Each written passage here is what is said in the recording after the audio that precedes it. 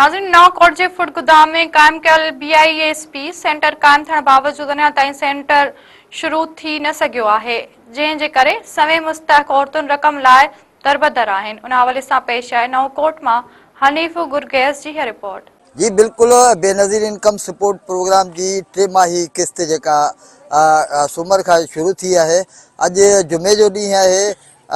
जुमे जे ॾींहुं ते नवकोट जे फूड गोदाम में BISP जी जेका किस्त शुरू थियणी हुई उहा अञा ताईं शुरू नाहे थी। हिते BISP जो को बि अमलदार नाहे पहुतो। हिते डिवाइस होल्डर जेके डिवाइसूं खणी वेठा आहिनि ऐं उन ऑफिसरनि जे इंतज़ार में वेठा आहिनि त उहे ऑफिसर अचनि ऐं हाज़िरी लॻाइनि त डिवाइसूं हलनि। हिते सवें जेके औरतूं आहिनि हिते मौजूदु आहिनि ऐं उन औरतुनि खां पुछंदासूं त हू छा थियूं चवनि।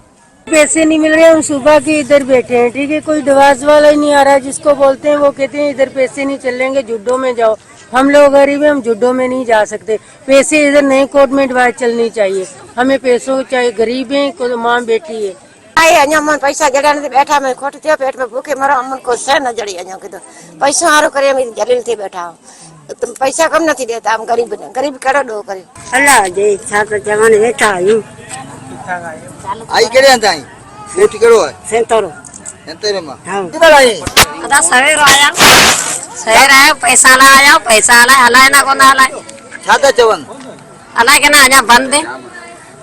आई केड़े अंदाई न पीसरा सवेर आई ਅਸੀਂ परेशान आयो बुखिया आयो बाहर भूख मरे पया इतनी असन जी मदद करे असी भूख मरी वया कुछ कोना घर में रुपया भी कोना है सब भूख मरी वया।